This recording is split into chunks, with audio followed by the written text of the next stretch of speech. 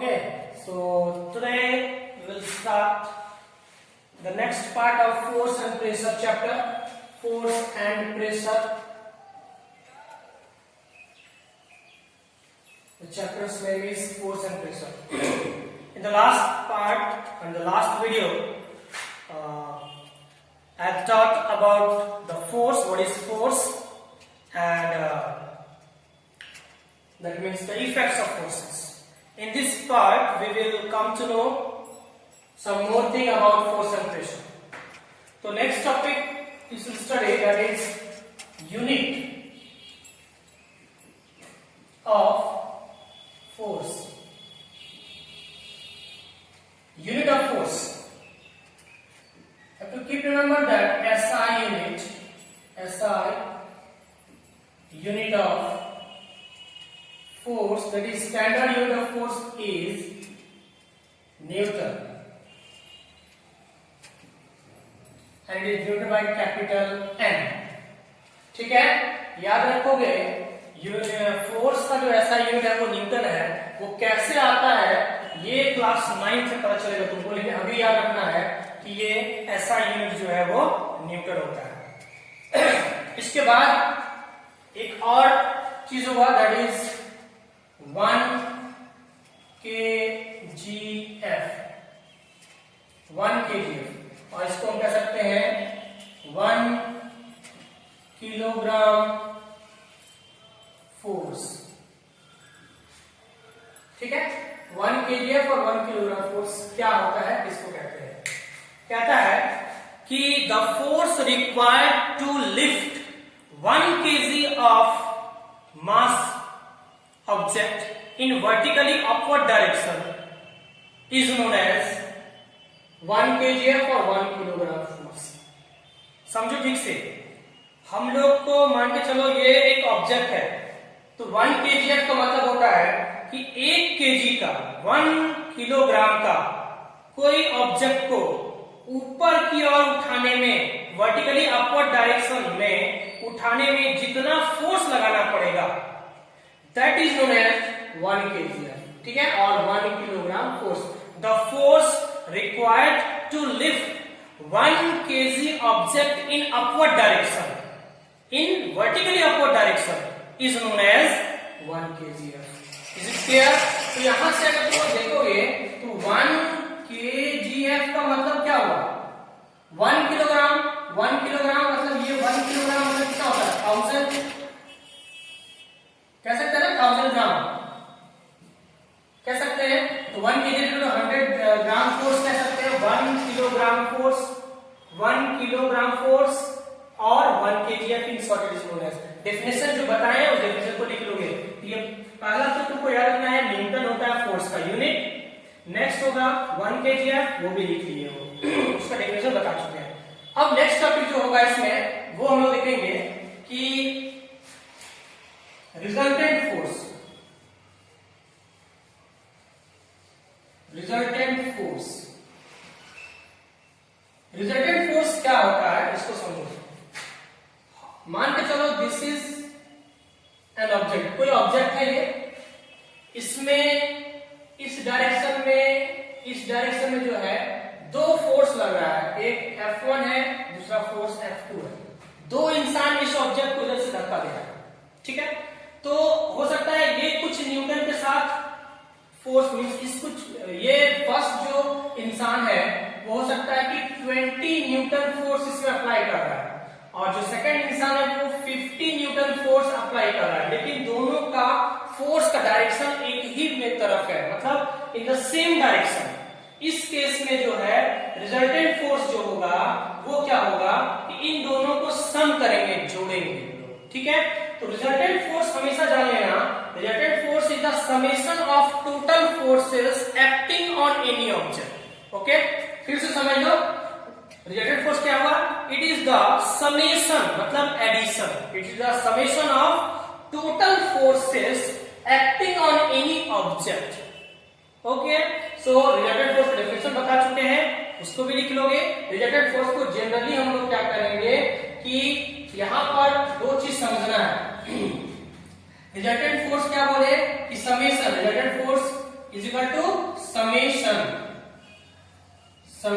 Of all forces. अब यहां पर एक चीज हो गया कि समेशन का मतलब तो गया जोड़ना।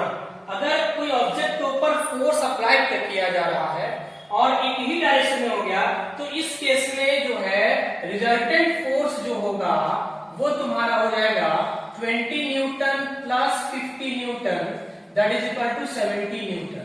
ये रिजल्टेंट फोर्स हो गया।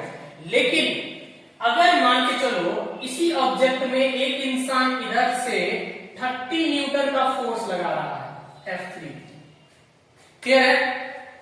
तो उस केस में क्या होगा? देखो पहला काम तो करना है कि रिजल्टेंट फोर्स का डेफिनेशन लिख लेना है। It is the summation of all forces acting on any object.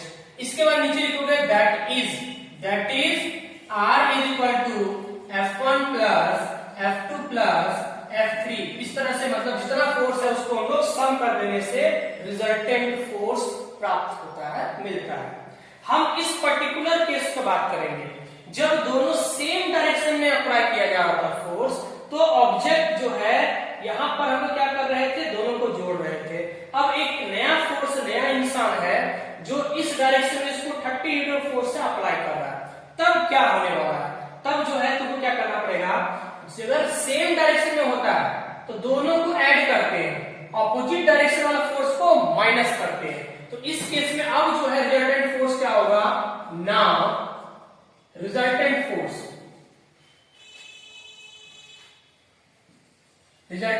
अब क्या हो जाएगा 20 प्लस 50 माइनस 30। बस समझे हो? यहां पर क्या करना होगा, इन दोनों का जो सेम डायरेक्शन था उन दोनों को जोड़ लिए और इसको अपने डायरेक्शन से माइनस कर दिए। तो कितना हो जाएगा 70 minus 30, that is equal to 40 newton. और 40 न्यूटन फोर्स जो है वो इस डायरेक्शन में लगेगा। बात समझे हो ना? 30 तो बैलेंस हो गया, इधर से 30 लगा रहा है, मतलब टोटल था 70, जिसमें 30 न्यूटन फोर्स उधर से वो क्या किया कि बैलेंस कर लिया। तो 40 न्यूटन का फोर्स तो अभी भी ये लग रहा है इस ऑब्जेक्ट के ऊपर, तो ये ऑब्जेक्ट मूव करेगा, किधर मूव करेगा, in this direction. Okay, force एक वेक्टर क्वांटिटी है, इसलिए इसमें डायरेक्शन का बात होगा ही होगा, जो आगे चल के क्लास 9 में पता चलेगा। लेकिन फिलहाल तुमको समझना है रिजल्टेंट फोर्स क्या होता है, और उसके नीचे क्या करना है, इस फिगर ड्रॉ करके इसको तुम बना लोगे। अब हम बात करेंगे कि अगर रिजल्टेंट फोर्स 0 हो जाए तब क्या होगा। स्टार बना के लिखना होगा, इफ रिजल्टेंट फोर्स इज 0। अगर रिजल्टेंट फोर्स 0, मान लीजिए ऑब्जेक्ट है, यहां पे एक बच्चा था जो 30 न्यूटन फोर्स लगा रहा था, यहां पर फिर से क्या किया, दूसरा स्टूडेंट आकर के 40 न्यूटन फोर्स लगा दे रहा है, ये F4 है। इस कंडीशन में क्या होगा ऑब्जेक्ट का, बताओ?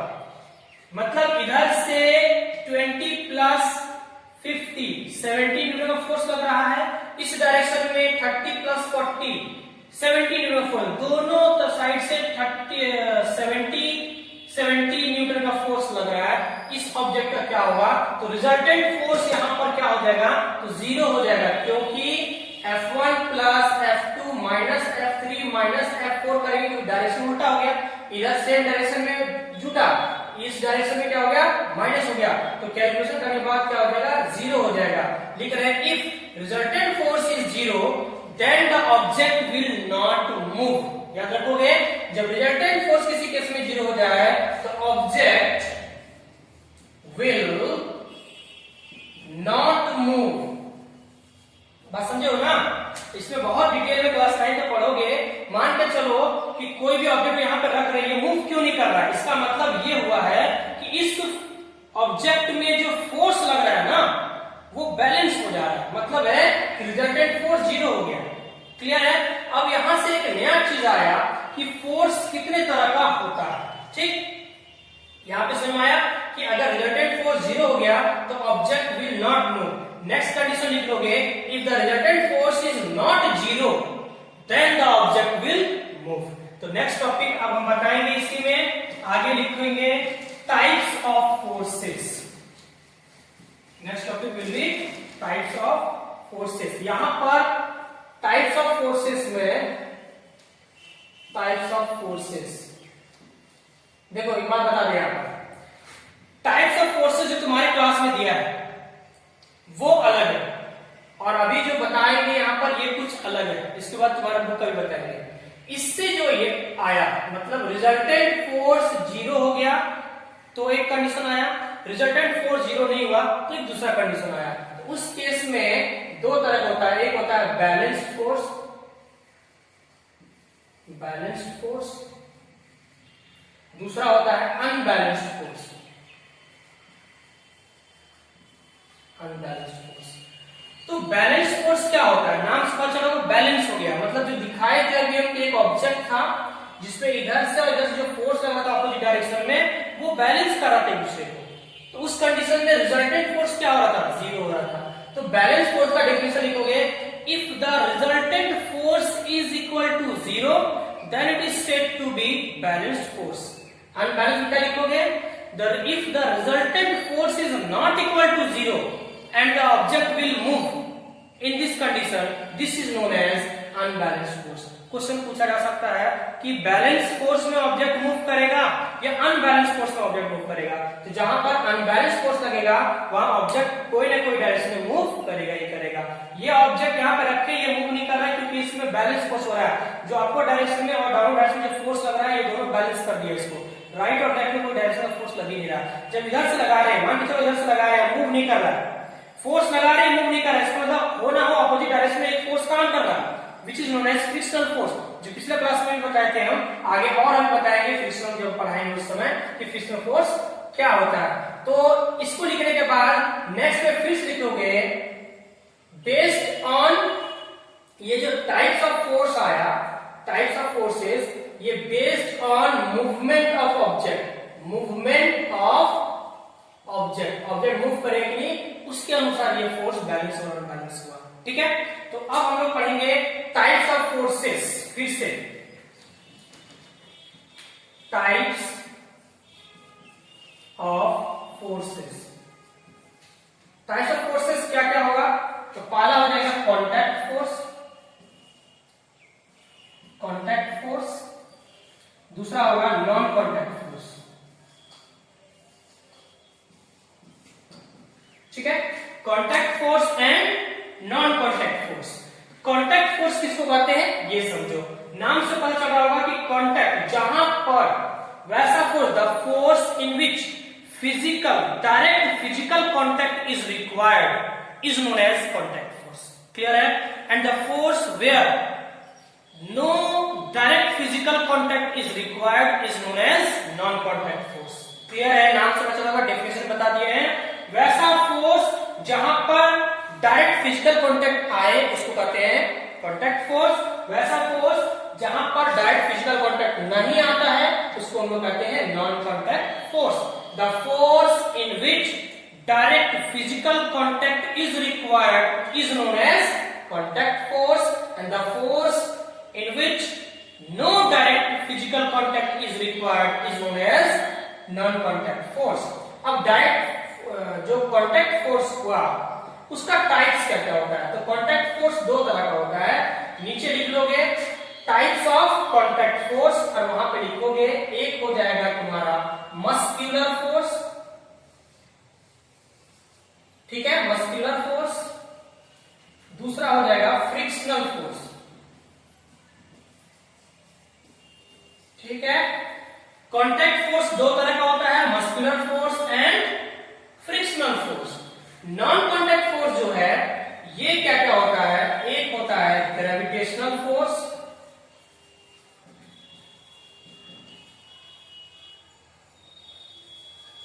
ग्रेविटेशनल फोर्स, दूसरा हो जाएगा मैग्नेटिक फोर्स, तीसरा हो जाएगा, यहां तीसरा लिखते हैं इलेक्ट्रोस्टैटिक फोर्स।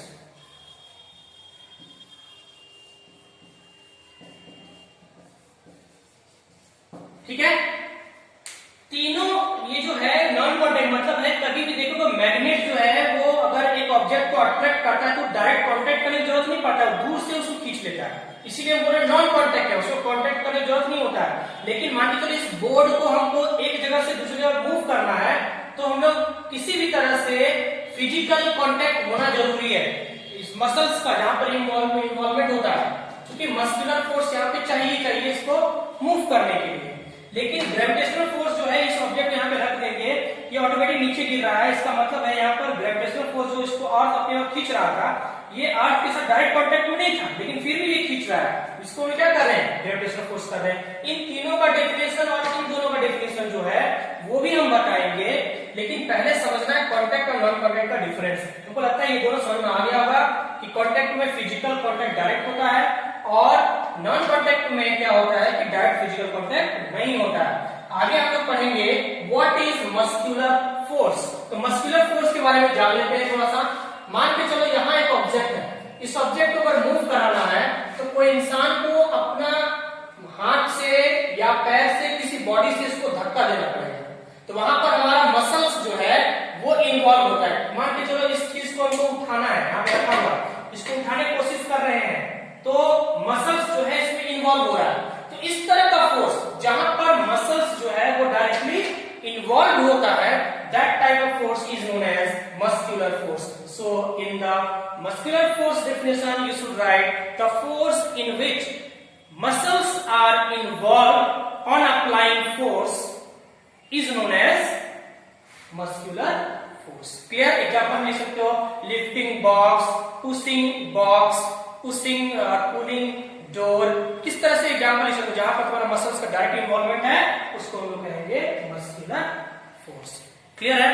अब हम लोग अगर जाने फ्रिक्शनल फोर्स के बारे में, तो फ्रिक्शनल फोर्स क्या होता है, फ्रिक्शन एक चैप्टर ही है जो आगे पढ़ाएंगे, लेकिन अभी थोड़ा सा समझ लो। फ्रिक्शनल फोर्स कभी भी सरफेस में काम करता है। मान के चलो ये एक सरफेस हो गया, ये दूसरा सरफेस हो गया, मतलब दूसरा ऑब्जेक्ट हो गया।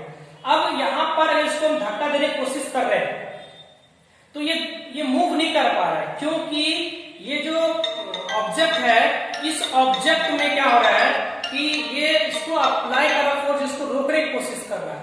मतलब हो गया कि अगर इसको पुश कर रहे हैं, इधर मूव नहीं कर रहा है, क्योंकि उस ऑपोजिट डायरेक्शन में कहीं ना कहीं फोर्स जो है वो लगा रहा है, जिसको वो कहते हैं frictional force. Frictional force always works on the surface of two object and where it opposes the motion of the object. बस समझ में आया? फ्रिक्शनल फोर्स में क्या डेफिनेशन लिखेंगे फिलहाल, क्योंकि नेक्स्ट जो चैप्टर होगा उसमें फ्रिक्शन लोग पढ़ेंगे डिटेल में। अभी जान के रखना है कि it is a force that acts between the two surface of object and it opposes the motion of the object. It tries to stop the motion of the object. इस डेफिनेशन को लिख लेना पड़ेगा फ्रिक्शनल फोर्स में। फिर से बता दें, फ्रिक्शनल फोर्स डेफिनेशन लिखोगे, the force that acts between the two surface of the object and it tries to oppose the motion of the object over that surface. Clear है? ये हो गया फ्रिक्शनल फोर्स। अब यहां से नॉन कांटेक्ट फोर्स जो है उसको नेक्स्ट क्लास में बताएंगे। आज के लिए इतना ही काफी है।